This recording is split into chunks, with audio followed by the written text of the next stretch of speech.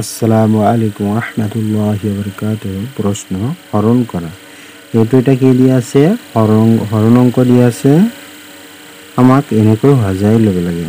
সজাই লোৱাৰ পিছত কেনেকৈ কৰিব লাগে চাওঁ আহা। সৰ্বপ্ৰথমে আমাক কি কৰিব লাগে, কাক কি বলে সেইখিনি জানিব লাগে।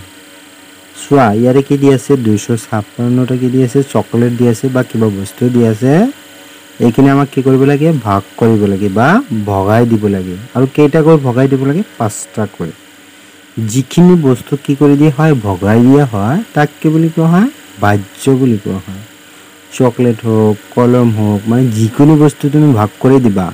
কিবা মুঠ বস্তু যে থাকে নহয়, তুমি ভগাই দিবাৰ কাৰণে লৈছা বা কাৰোবাক দিছা যে এইখিনি বস্তু তুমি এইজন মানুহক ভগাই দিয়া, ইমানটাকৈ ভগাই দিয়া, এনেকৈ যে তোমালোকে কোৱা নহয়।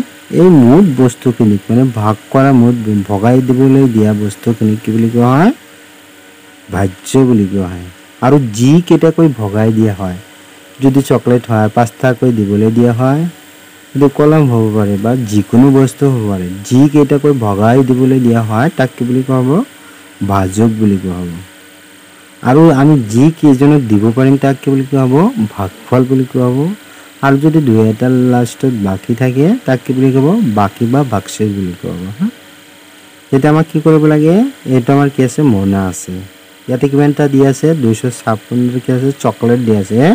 এতিয়া আমাক কি কৰিব লাগে, 5টাকৈ ভগাই দিব লাগে। প্ৰথমতে আমি কি কৰিছোঁ, মোনাত হাতটো সোমাই দিছোঁ। সোমাই দিয়াত আমাৰ কি হ'ল, আমাৰ মুঠিত কেইটা চকলেট আহিল, 2টা চকলেট আহিল। প্ৰথমতে আমি কি কৰিম, সদায় এটা অংক ল'ম।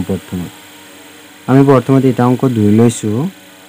এতিয়া আমাৰ হাতৰ মুঠিত কেইটা চকলেট হ'ল, 2টা চকলেট হ'ল। আমাক কেইটাকৈ ভগাই দিব লাগে, 5টা।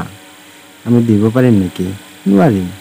যিহেতু আমাৰ কি আছে, হাতৰ মুঠিত 2টা চকলেট আছে আৰু আমি কি কৰোঁ, 5টাকৈ ভগাই দিব লাগে, দিব নোৱাৰিম। সেইকাৰণে আমি কি কৰিম, আকৌ মোনাত হাতটো সোমাই দিয়াত আমাৰ কি হ'ল, 25টা চকলেট আহিল। হা, এটা অংকত যদি হৰণ নাযায় তোমালোকে কি কৰিবা, 2টা অংক ল'বা। হা, আমি সেইকাৰণে কি কৰিছোঁ, 2টা অংক লৈছোঁ।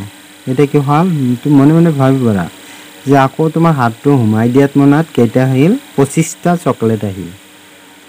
তোমাৰ হাতৰ মুঠিত কেইটা চকলেট আহিল, 25টা। আৰু তুমি কেইটাকৈ ভগাই দি আছা, 5টা। এতিয়া তুমি কেইজনক দিব পাৰিবা, তুমি গণি যাব পাৰা। 5 × 1 = 5, 5 × 2 = 10, 5 × 3 = 15, 5 × 4 = 20, 5 × 5 = কিমান হ'ব, 25 হ'ব। তুমি কেইজনক দিব পাৰিবা, 5জনক। 5 × 5 = আমাক যি কেইজনক আমি দিব পাৰিম ওপৰত আমি টুকি লওঁ। হা, 5 × 5 = কিমান হ'ব, 25 হ'ব। তোমাক এইখিনি বিয়োগ দিব লাগে। 5ৰ পৰা 5 গ'লে কিমান হ'ব, 0, 2 পৰা 0। এতিয়া আমাক কি হ'ব, 0 দিলেও হ'ব, না দিলেও হয়, আমি দিয়া নাই। এতিয়া আমাক কি হ'ব, আৰু যাব নেকি,